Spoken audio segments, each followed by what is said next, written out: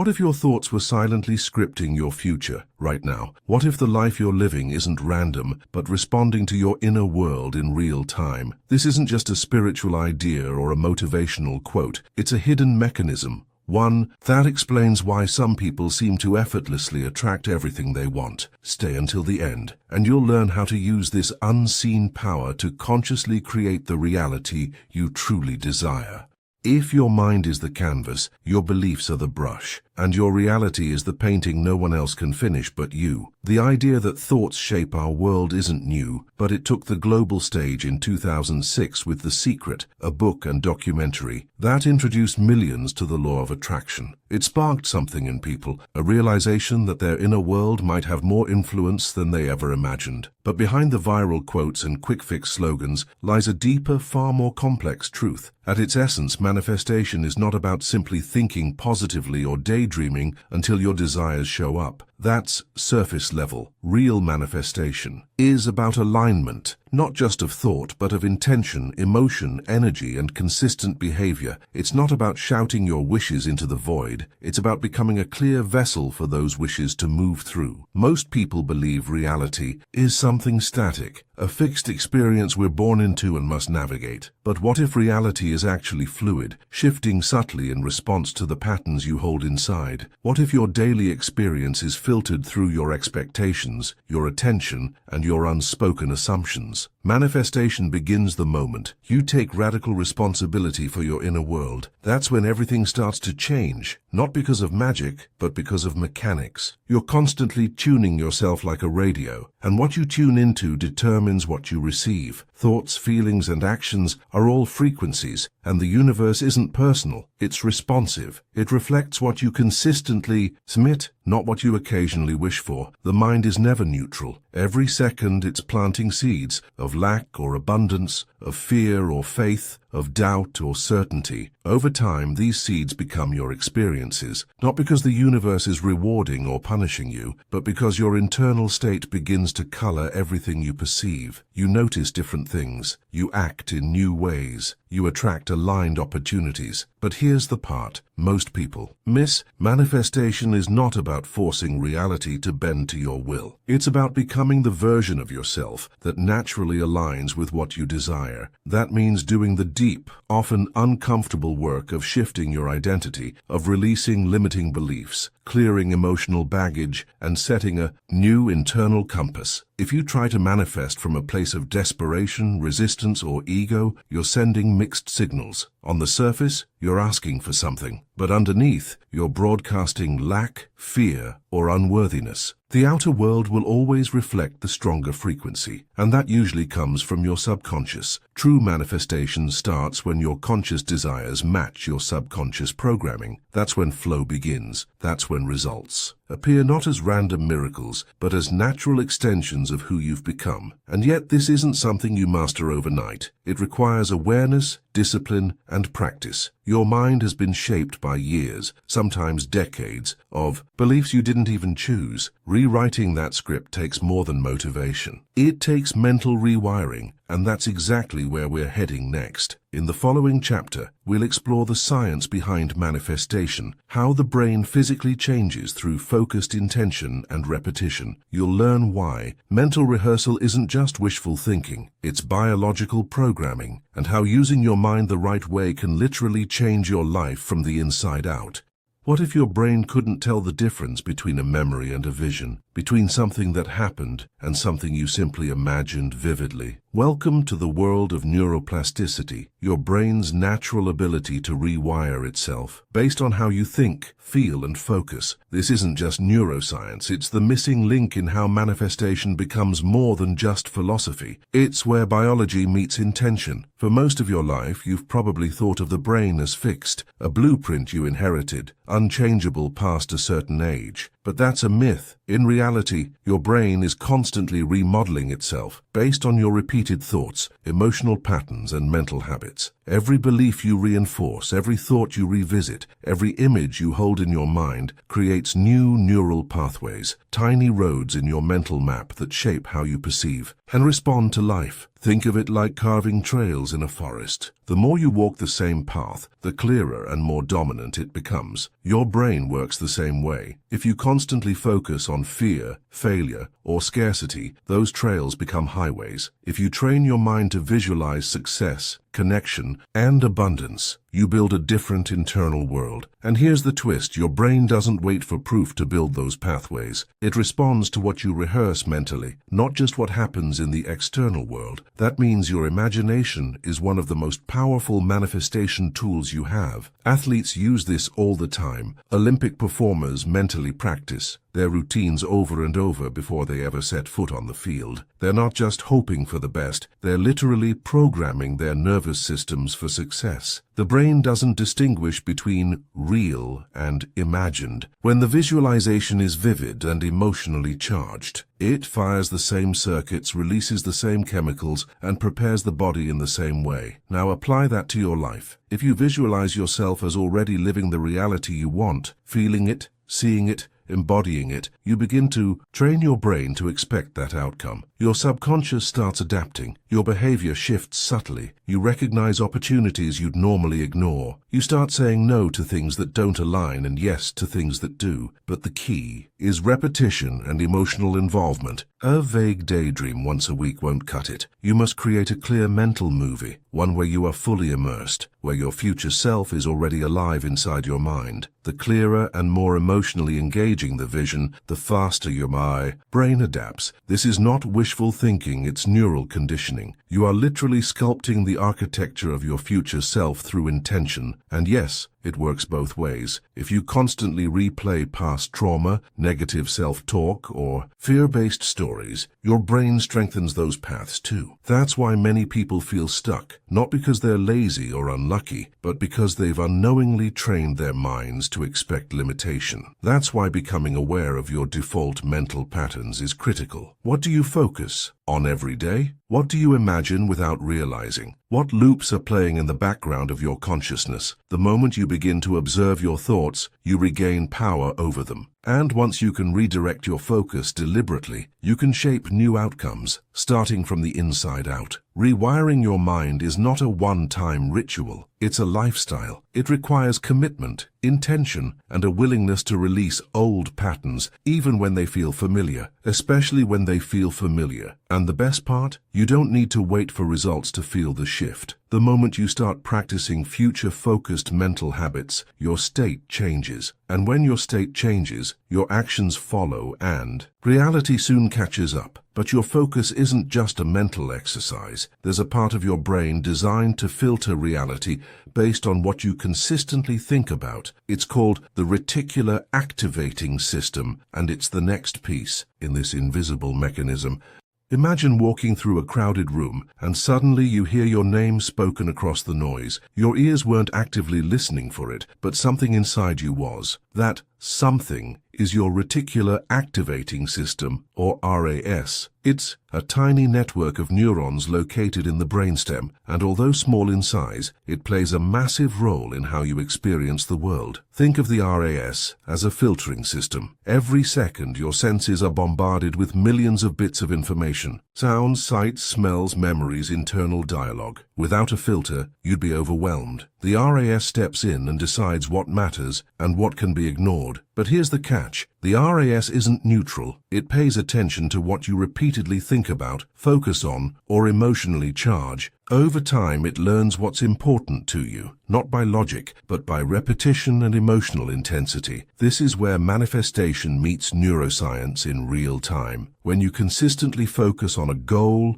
a dream, or a version of yourself you want to become, your RAS starts to reorganize your perception of reality to support that focus. It begins to highlight opportunities, ideas, people, and patterns that align with your internal target. It's not that those things weren't there before, they were, but now you're primed to notice them. Your brain is literally wired to find what you expect to find. For example, if you're looking to buy a red car, you suddenly start seeing red cars everywhere. not because the world changed, but because your filter did. The RAS has marked that object as relevant and now it's bringing it to your attention. In the same way, if you start focusing on abundance, growth, and alignment, your RAS begins filtering out distractions that don't match that frequency and elevating everything that does. You become more aware of chances to grow. You notice connections that serve your journey. You interpret events through the lens of purpose, not chaos. But here's the warning. The RAS doesn't care whether your focus is empowering or destructive. If you constantly think, "I never have enough," or "nothing ever works out for me," the RS will scan the environment for anything that confirms that belief and ignore what doesn't. You'll begin to unconsciously prove yourself right, simply because your attention is rigged. That's why the stories you repeat to yourself matter. That's why affirmations, vision boards, and consistent mental focus aren't just spiritual fluff. They're practical tools for retraining your RAS. By choosing new mental targets, repeatedly, intentionally, you give your brain a new filter to work with. And once that filter is in place, your external experience starts shifting, because you start noticing doors you used to walk past. You become a magnet, not through effort, but through clarity. But clarity alone isn't enough. You must reinforce it daily. Just as you wouldn't expect to get fit from one gym session, you can't expect your RAS to stay focused after one vision session. It needs consistency, emotion, repetition. Your RAS is not just listening to your thoughts, it's watching what you prioritize, what you react to, what you emotionally invest in. So ask yourself, what does my brain currently think is important? What have I trained it to focus on, consciously or unconsciously? When you become aware of what your RAS is filtering for, you can redirect it toward a future that serves your highest intentions. You stop reacting and start creating. And once your brain begins filtering reality through the lens of your highest vision, it's time to look back, way back, because these ideas of focus and desire aren't new. They've echoed through spiritual traditions for centuries, and some of the clearest echoes come from the ancient wisdom of India. That's where we're going next.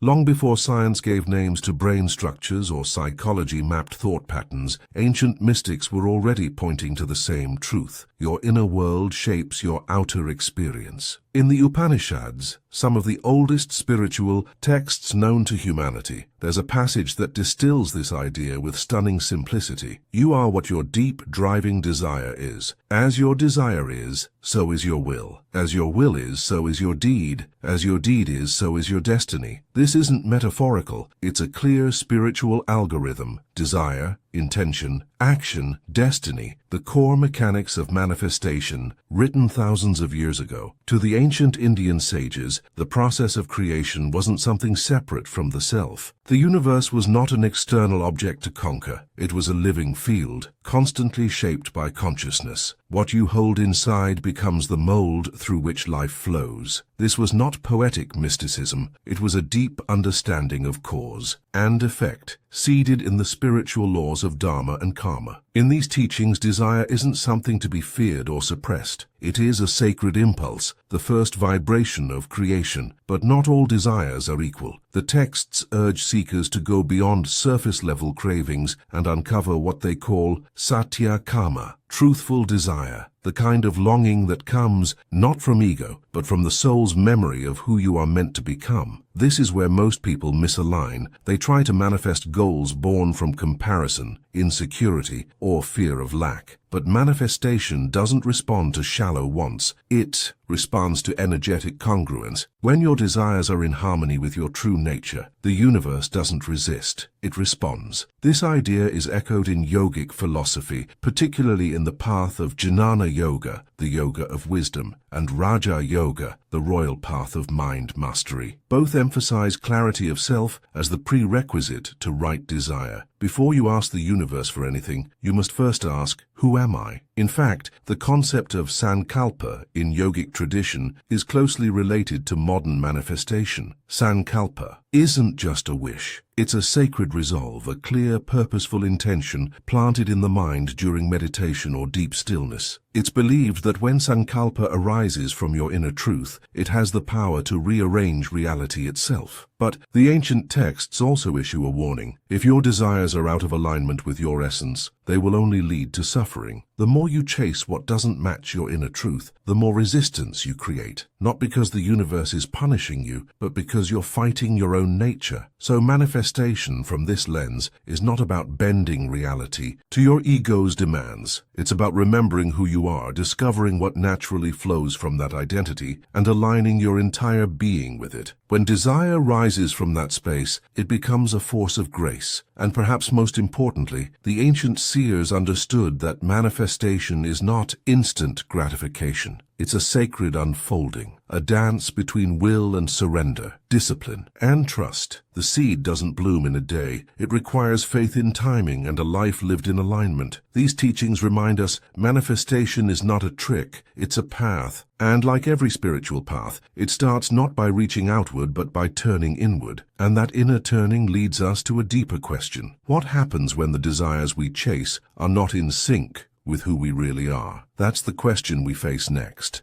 Not every desire is meant to be fulfilled, and sometimes the reason manifestation doesn't work isn't because the method is broken, it's because the desire doesn't belong to you. That may sound harsh, but it's liberating. In the modern world of manifestation teachings, there's an obsession with getting what you want. But ancient wisdom, and even deeper layers of psychology, suggest a more refined truth. You manifest what matches your nature, not just what you think you want. You can spend hours visualizing a goal, repeating affirmations, and obsessing over vision boards. But if the thing you're asking for contradicts who you really are, the process will feel like an uphill battle. Not because you're doing it wrong, but because your energy is split. Your inner being is designed for coherence. When your values, personality, soul purpose, and emotional truth all point in the same direction, things tend to flow. But when your desire is born from envy, pressure, or comparison, it's like trying to sail against your own current. That's why two people can want the same thing, and one manifests it with ease, while the other struggles endlessly. The difference isn't the technique. The difference is alignment. Let's break this down. Imagine a gifted artist trying to become a finance executive simply because society says it's more stable, or a deeply introverted thinker forcing themselves into a public speaking career because it looks successful. The universe doesn't punish these choices, but the results often feel heavy, unfulfilling,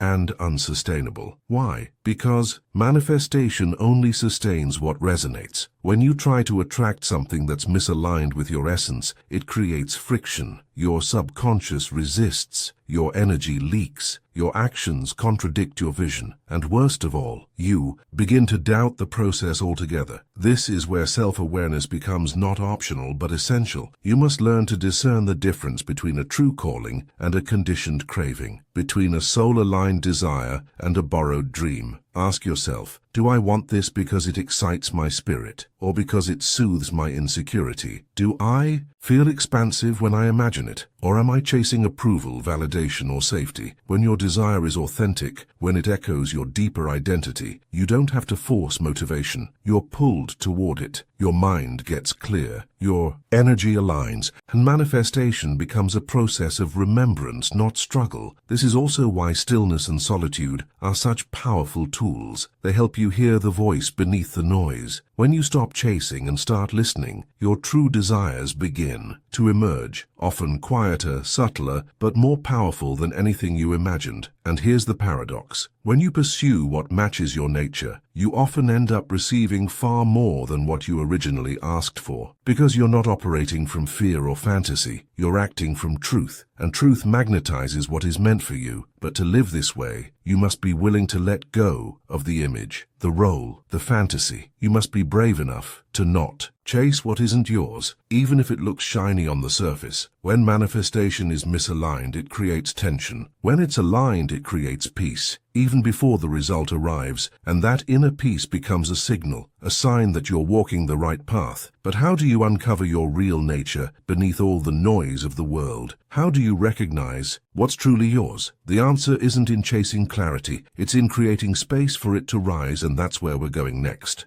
If you don't know who you are, how can you know what you truly want? And if you don't know what you truly want, how can you expect the universe to deliver it? This is where the path of manifestation diverges from simple goal setting. Real Manifestation isn't about chasing something outside of yourself, it's about uncovering the blueprint already within you, and that requires silence, observation, stillness. The process of manifestation begins not with action, but with awareness. You have to become deeply familiar with your own inner landscape, your patterns, your fears, your beliefs, your triggers, your motivations. Until you see them clearly, you will keep trying to build a life from a place of confusion. Self-awareness is not self-criticism. It's the art of witnessing yourself without judgment. It means becoming the quiet observer of your thoughts instead of being swept away by them. It means pausing long enough to ask, is this desire mine, or was it planted in me? Is this choice coming from freedom or from fear? We live in a world filled with noise, expectations, comparisons, algorithms telling you what to want before you even know what you feel. If you don't intentionally turn inward, the outside world will script your life for you and call it destiny. But introspection is the rebellion. It's the sacred act of saying, I choose to know myself. And through that knowing, you begin to separate truth from illusion. In spiritual traditions across the world, from Vedanta to Zen to mystic Christianity, the practice of watching the mind is central. You sit, you breathe, you notice, you stop trying to control, and you start learning how your thoughts move, where your emotions hide, and what stories you keep repeating. And slowly, something shifts. You begin to see that you are not your thoughts. You are not your fears. You are not the voice that says you're not ready. You are the awareness that hears all of it. From this place, desires start to become clear, not loud or desperate, but deep and stable. They arise not from ego, but from alignment. From here, manifestation is no longer an act of forcing or fixing, it's a natural extension of knowing. Introspection also helps you notice your contradictions. You say you want love, but you're afraid to trust. You say you want abundance, but you secretly believe you don't deserve it. You say you want peace, but you feed your mind with chaos. Until you become aware of these inner splits, your manifestations will remain inconsistent because your energy is fragmented, but awareness begins the healing. When you shine light on your blind spots, they begin to lose power. You're no longer acting from unconscious wounds, you're choosing from clarity. This is why spiritual practices like meditation, journaling, silence,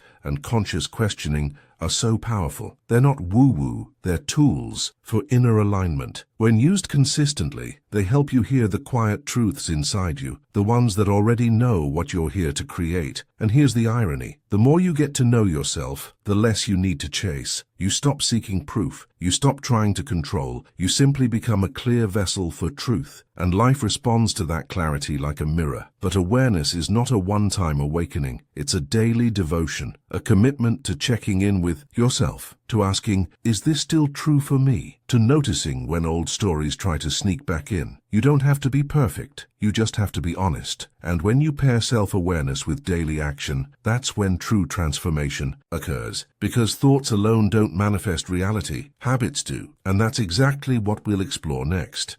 You could have the clearest vision, the deepest desires, and a perfectly aligned purpose, but if your daily habits and self-talk contradict that vision, the signal gets lost. Manifestation is not just about what you feel during meditation, it's about how you think when you wake up, how you speak to yourself in the mirror, how you respond when things go wrong, and how you show up consistently, even when the evidence hasn't appeared yet. Most people don't realize this, but your inner dialogue is the foundation of your frequency. Every thought you repeat becomes a belief. Every belief becomes a lens. Every lens shapes your reality. If you constantly say to yourself, this is hard, I'll never get there, or I'm not enough, your subconscious takes those words as instructions. It's not judging whether they're helpful, it's just following orders. The brain doesn't argue with repetition, it builds according to it. That's why positive self-talk isn't just motivational fluff, it's rewiring. It's a form of conscious brain programming. And when paired with deliberate habits,